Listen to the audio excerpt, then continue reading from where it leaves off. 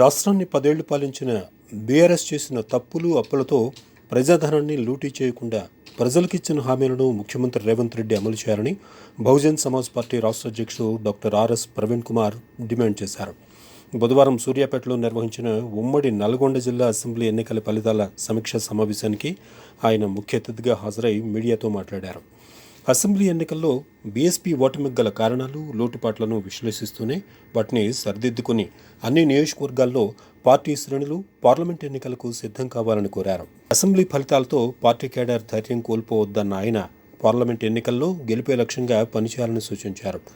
ప్రభుత్వం ఏర్పడి కొద్ది రోజులే అయింది కాబట్టి ఇప్పుడే ఎటువంటి విమర్శలు చేయడం మంచిది కాదన్న ఆయన ఎన్నికల మేనిఫెస్టోలో కాంగ్రెస్ ఇచ్చిన హామీలు అమలు చేయకపోతే ప్రజల పక్షాన నిరంతరం పోరాడతామని అన్నారు. ప్రాజెక్టుల పేరుతో ప్రజాధనాన్ని అడ్డగోలుగా లూటీ చేస్తే బీఆర్ఎస్ పార్టీకి పట్టిన గతే భవిష్యత్తులో కాంగ్రెస్కు పడుతుందని అన్నారు. తర్వాత సావిత్రిబాయి పూలే జయంతి సందర్భంగా ఆమె చిత్రపటానికి పూలమాలలు వేసి నివాళులర్పించారు. సూర్యాపేట జిల్లా అధ్యక్షుడు కొండ భీమయ్య అధ్యక్షతన జరిగిన సమీక్షా సమావేశంలో పార్టీ రాష్ట్ర ప్రధాన కార్యదర్శి K Vijay Kumar, parliament in-charge Mallesh Yadav, Nalgonda, Yadadri Bhuvanagiri జిల్లాల అధ్యక్షులు రాజారావు, పాండు తదితర నాయకులు పాల్గొన్నారు. త్యాగం అసమానమైనది. మరి ఆమె భారతదేశంలో మొట్టమొదటి మహిళా ఉపాధ్యాయురాలు. ఆమె చేయబట్టే మరి ఈరోజు మహిళలు అందరూ కూడా ధైర్యంగా చదువుకోగలుగుతున్నారు. మరి అలాంటి ఒక మహనీయురాల్ని స్మరించుకోవడం కోసం ఈరోజు బహుజన్ సమాజ్ పార్టీ ఇక్కడ చేరింది. మరి తప్పకుండా ఈ సూర్యాపేట నియోజకవర్గ ప్రజలకు మాత్రమే కాదు, ఉమ్మడి నల్గొండ జిల్లా ప్రజలందరికీ కూడా బహుజన్ సమాజ్ పార్టీ తరఫున నేను హృదయపూర్వక ధన్యవాదాలు చెప్తున్నా. రాష్ట్ర అధ్యక్షులుగా సూర్యాపేట పట్టణంలో బహుజన్ సమాజ్ పార్టీ అభ్యర్థి వట్టే జానయ్యకు బాసటగా నిలిచి దాదాపుగా 17,000 ఓట్లు, దాదాపు 13,000 ఓట్లు ఇచ్చిన సూర్యాపేట నియోజకవర్గ ప్రజలకు, అదేవిధంగా కోదాడ, హుజూర్ నగరు, అలాగే తుంగతుర్తి, మిగతా అన్ని నియోజకవర్గ ప్రజలందరికీ కూడా హృదయపూర్వకంగా నేను ధన్యవాదాలు చెప్తున్నా. దేవరకొండ, తర్వాత ఇంకా సాగర్. సో రాబోయే రోజుల్లో తప్పకుండా ప్రజల ఆకాంక్షల మేరకు పనిచేస్తాం. అదేవిధంగా మళ్ళీ ప్రజల్లోకి వెళ్తాం. ప్రజల్లోకి వెళ్ళి మరి ప్రజలు ఉండే సమస్యలు, వాటి మీద పోరాటం చేస్తాం. అదేవిధంగా ఈ దేశంలో సామాజిక న్యాయం కోసం త్యాగం చేసిన మహనీయులందరి చరిత్రలు గ్రామీణ ప్రాంతాల్లో బహుజన సమాజానికి తెలుపుతాం. ఆ విధంగానే మళ్ళీ వాళ్ళందరూ కూడా బహుజన ఉద్యమంలో మమేకయ్యే విధంగా ప్రయత్నం చేస్తామని చెప్తూ మరి ఈరోజు ఈ అవకాశం ఇచ్చిన సూర్యాపేట మీడియా మిత్రులందరికీ కూడా, అది గవర్నమెంట్ వచ్చి 1 నెల అయింది. సో నాకైతే మరి దాంట్లో పెద్దగా స్పష్టత ఏం కనిపించడం లేదు. అదేవిధంగా గైడ్ లైన్స్ కూడా క్లియర్గా ఇంకా ఇవ్వలేదు. ఓన్లీ డేటానే గ్యాదర్ చేస్తున్నట్టుగా అనిపిస్తుంది. మరి ఆల్రెడీ ప్రభుత్వం వచ్చి దాదాపుగా 1 నెల అయింది.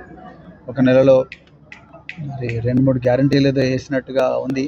కానీ ఇంకా స్పష్టమైన విధి విధానాలతోని 6 గ్యారంటీల స్కీము జరుగుతున్నదని నేనైతే అనుకోవడం లేదు.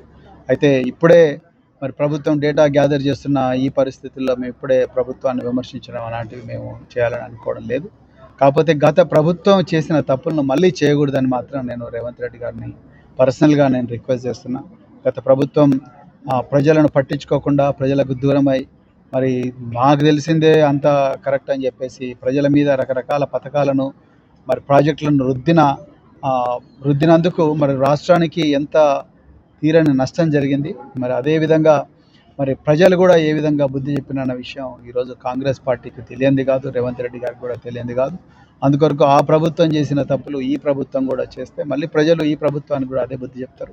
అందుకొరకు రహస్యమైన జీవోలు, పారదర్శకత లేని పథకాలు, అదేవిధంగా ఎందుకోసం డేటా కలెక్ట్ చేస్తున్నారో ప్రజలకు చెప్పకుండా, డేటా కలెక్ట్ చేసిన తర్వాత డేటా యొక్క విశ్లేషణ ప్రజల ముందు పెట్టకుండా కేవలం పార్టీ ప్రయోజనాల కోసమే వాడుకుంటే మళ్ళీ ఈరోజు బీఆర్ఎస్ పార్టీకి ఏ విధంగా బుద్ధి చెప్పినా అదే పార్టీ పరిస్థితి మళ్ళీ కాంగ్రెస్ పార్టీ కూడా పడుతుంది.